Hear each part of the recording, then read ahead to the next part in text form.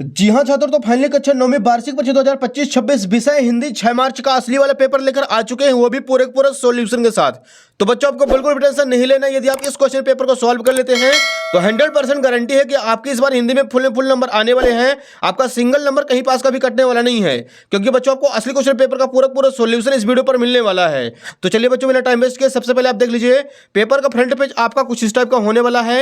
यहाँ पर नीचे बच्चों QR कोड भी दिया गया है, मतलब पूरा अपना असली वाला क्वेश्चन पेपर है। यहाँ पे देखिए सबसे पहले दिया गया क्वेश्चन नंबर फर्स्ट, सही विकल्प चुनकर लिखिए। इसका पहला क्वेश्चन है बच्चों, आदिकाल की समय सीमा है, तो इसका आंसर करना हमें ऑप्शन नंबर आ सन 993 से सन 1318 तक। दूसरा क्वेश्चन देखिए, रैदास कवि हैं, इसका आंसर हो जाएगा बच्चों ऑप्शन नंबर सा संत काव्य धारा से।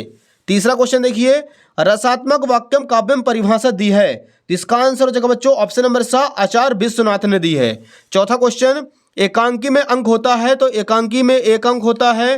पांचवा प्रश्न है, शब्द के अंत में जुड़कर उसका अर्थ विपरीत करने वाले शब्दांश कहलाते हैं, तो शब्द के अंत में जुड़ने वाले को बोलते हैं बच्चों प्रत्यय।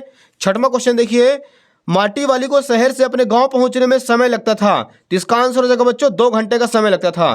तो बच्चों क्वेश्चन नंबर फर्स्ट अपने यहाँ पे पूरा कंप्लीट हो चुका है। आप लोग फटाफट इसका आंसर स्क्रीनशॉट ले लीजिए। क्वेश्चन नंबर सेकंड के लिए मूव करते हैं बच्चों अगले पेज पर। यहाँ पे देखिए बच्चों प्रश्न दूसरा है, निम्नलिखित रिक्त स्थान में सही शब्द का चयन कर लिखिए। पहला प्रश्न है इसका, मखमली टमाटर हुए डेड डैश, इसका आंसर करेंगे लाल। दूसरा है, रस के 10 प्रकार होते हैं। तीसरा क्वेश्चन है, महाकाव्य में जीवन का संपूर्ण चित्रण होता है। चौथा नंबर क्वेश्चन, फोटो में प्रेमचंद के साथ उनकी पत्नी भी हैं। पांचवा प्रश्न है, सदाचार का विलोम दुराचार होता है। छठवां क्वेश्चन, मेरे नाना पक्के साहब माने जाते हैं। तो बच्चों क्वेश्चन नंबर दूसरा भी यहाँ पे पूरा कंप्लीट हो चुका है, इसका भी आप लोग फटाफट स्क्रीनशॉट ले लीजिए। नेक्स्ट देखिए प्रश्न 3, निम्नलिखित जोड़ियों का सही मिलान कर लिखिए। एक साइड है स्तंभ आ, दूसरे साइड है स्तंभ बा। पहला क्वेश्चन देखिए बच्चों, माखनलाल चतुर्वेदी, तो इसका आंसर करना है एक भारतीय आत्मा। दूसरा है रस के अंग, इसका आंसर हो जाएगा बच्चों 4 होते हैं। तीसरा है ल्यासा की ओर राहुल शंकराचार्य। चौथा है महादेवी वर्मा, नीरजा निहार रश्मि। पांचवा है रात का तत्सम, इसका आंसर हो जाएगा बच्चों रात्रि। और छठवां है रीढ़ की हड्डी, इसका आंसर करेंगे श्री जगदीश चंद्र माथुर। तो बच्चों यहाँ पे तीसरा क्वेश्चन जो सही जोड़ी था वो भी अपना कंप्लीट हो चुका है।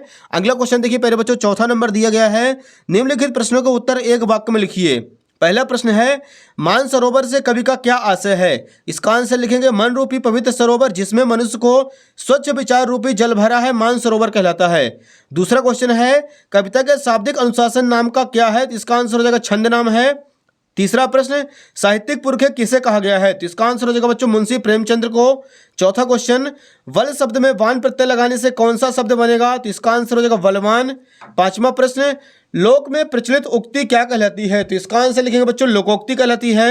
छठवां क्वेश्चन देखिए, पाठ में बाढ़ के पानी को क्या कहा गया है, तो इसका आंसर हो जाएगा बच्चों प्रलय का जल कहा गया है। तो बच्चों क्वेश्चन नंबर चौथा भी यहाँ पे कंप्लीट हो चुका है। क्वेश्चन नंबर 5वें के लिए मूव करते हैं नेक्स्ट पेज पर। यहाँ पे देखिए बच्चों 5वां प्रश्न है, निम्नलिखित कथनों में से सत्य अथवा असत्य कथन छांट कर लिखिए। पहला प्रश्न है, जायसी सूफी काव्य परंपरा के कवि हैं, तो यह हो जाएगा सत्य। दूसरा प्रश्न, उपमा अलंकार में उप का अर्थ समीप होता है, यह भी हो जाएगा सत्य। तीसरा प्रश्न है, हुजूम का अर्थ जन समूह नहीं है, तो यह हो जाएगा बच्चों असत्य। चौथा क्वेश्चन है, शब्द के आगे जुड़ने वाले शब्दार्थ उपसर्ग कहलाते हैं, तो यह हो जाएगा सत्य। पांचवा प्रश्न है, नानी के मन में देश के आज़ादी के प्रति जुनून था, तो यह भी हो जाएगा बच्चों सत्य। और छठवां है, राम स्वरूप दकियानूखी ख्यालातों के थे, यह हो जाएगा असत्य। तो बच्चों यहाँ पे क्वेश्चन नंबर 5वां भी हो चुका कंप्लीट। एक बार फिर से आप लोग आंसर देख लीजिए, तीसरा और छठवां असत्य, बाकी सारे के सारे हो जाएंगे सत्य। अगला प्रश्न देखिए डियर, 6वां नंबर है, पद्य साहित्य के इतिहास को कितने कालों में बांटा गया है, नाम लिखिए। तो ये रहा बच्चों उत्तर क्रमांक 6वां। यहाँ पे हिंदी पद्य साहित्य के इतिहास को 4 कालों में बांटा गया है, आदिकाल, प्रारंभिक मध्यकाल, उत्तर मध्यकाल, आधुनिक काल। ये हो जाएगा बच्चों उत्तर क्रमांक 6। प्रश्न 7वां देखिए, कवि रसखान के भाव सौंदर्य की कोई 2 विशेषता लिखिए। ये रहा बच्चों 7वें का आंसर आपको लिख देना है। कवि रसखान के काव्य सौंदर्य की विशेषताएं निम्न है। पहला हो जाएगा, रसखान के लेखन में कोई आडंबर नहीं था। दूसरा, रसखान की भाषा सरल, सुबोध और आसानी से समझने वाली थी। ये हो जाएगा बच्चों क्वेश्चन नंबर 7वां भी अपना कंप्लीट।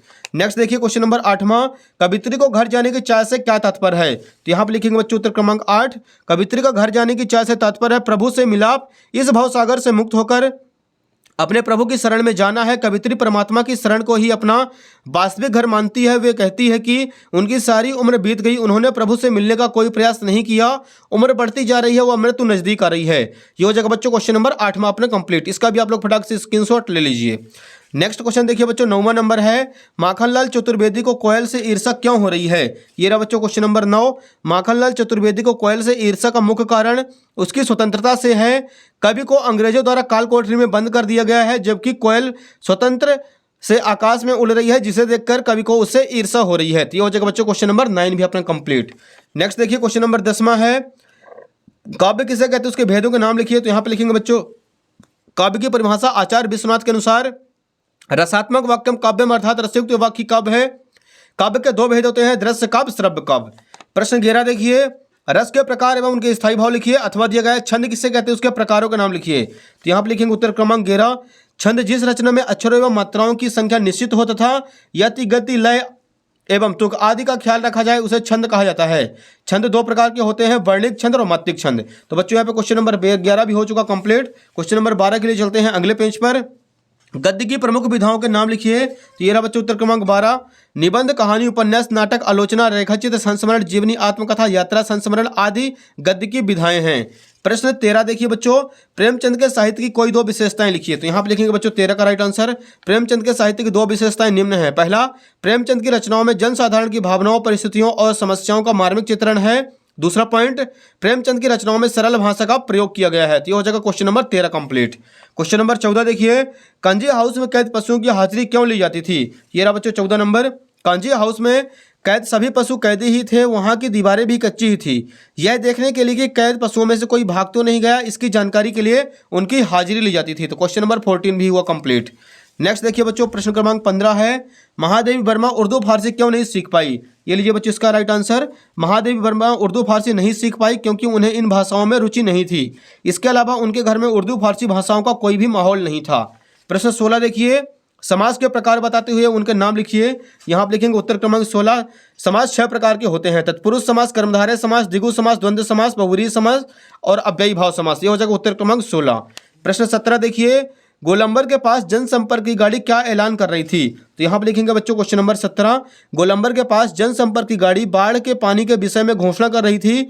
जनसंपर्क विभाग की घोषणा के अनुसार बाढ़ का पानी रात के 12 बजे तक लोहानीपुर, कंकड़बाग और राजेंद्र नगर में घुस जाएगा, यह घोषणा ऐलान कर रही थी। तो क्वेश्चन नंबर 17 भी हुआ कंप्लीट। क्वेश्चन नंबर 18 देखिए प्यारे बच्चों, निम्नलिखित काव्यांश का संदर्भ प्रसंग सहित व्याख्या लिखिए। तो यहाँ पे सबसे पहले आपको हेडिंग डालना है, संकेत ऊंचे कुल का डैश डैश करके निंदा सोई। संदर्भ प्रस्तुत पद्यांश हमारी पाठ्य पुस्तक क्षितिज भाग 1 के ऊंचे कुल नामक शीर्षक से अवतारित है, जिसके रचयिता कबीरदास जी हैं। प्रसंग में लिखना है, प्रस्तुत पद्यांश में ऊंचे कुल में जन्म लेने की अपेक्षा उच्च कर्मों को प्रेरित किया गया है। व्याख्या आप लोग पूरी की पूरी देख लीजिए, लास्ट में आपको विशेष लिख देना है। इनकी भाषा सरल एवं सुबोध है, इनके पदों में दोहा छंद का प्रयोग किया गया है। तो question number 18 complete. Question number 19 के लिए चलते हैं नेक्स्ट पेज पर। यहाँ आप देखिए बच्चों क्वेश्चन नंबर 19 है, निम्नलिखित पद्यांश की संदर्भ प्रसंग सहित व्याख्या लिखिए। तो ये रहा बच्चों, यहाँ पे लिखेंगे सबसे पहले संकेत, दोनों बैलों का डैश डैश करके आंखें न उठाई। संदर्भ में लिखेंगे प्रस्तुत गद्यांश हमारी पाठ्य पुस्तक क्षितिज भाग 1 के 2 बैलों की कथा नामक पाठ से लिया गया है। और यहाँ पे प्रसंग देख लीजिए और लास्ट में आपको व्याख्या पूरा अच्छे तरीके से याद कर लेना है। विशेष देखिए शुद्ध साहित्यिक हिंदी खड़ी बोली का प्रयोग किया गया है, मुहावरे एवं लोकोक्तियों का प्रयोग किया गया है। अगले क्वेश्चन देखिए बच्चों, प्रश्न 20, पानी का महत्व विषय पर एक अनुच्छेद लिखिए। तो ये रहा बच्चों उत्तर क्रमांक 20 का राइट आंसर। पानी का महत्व, कहते हैं कि जल ही जीवन है, जल के बिना धरती पर मानव जीवन की कल्पना भी नहीं की जा सकती। ये रहा बच्चों क्वेश्चन नंबर 20, आप इसका पूरा सॉल्यूशन फटाफट तैयार कर लीजिए।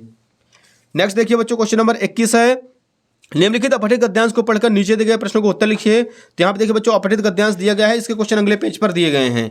यहाँ पे हमारे सामने क्वेश्चन नंबर फर्स्ट है, उपर्युक्त गद्यांश का उचित शीर्षक लिखिए। तो इसका आंसर हो जाएगा लोक संस्कृति। दूसरा है लोकगीत किसका दर्पण होते हैं, तो इसका आंसर हो जाएगा लोक जीवन का। उपर्युक्त गद्यांश का सारांश, तो आपको नीचे की 3 लाइन लिख देना, वही इसका सारांश होगा। क्वेश्चन नंबर 22 देखिए, स्थानांतरण प्रमाण पत्र टीसी प्राप्त करने हेतु विद्यालय के प्राचार्य को एक आवेदन पत्र लिखिए। तो ये भी आप लोगों से बन जाएगा स्थानांतरण प्रमाण पत्र की एप्लीकेशन।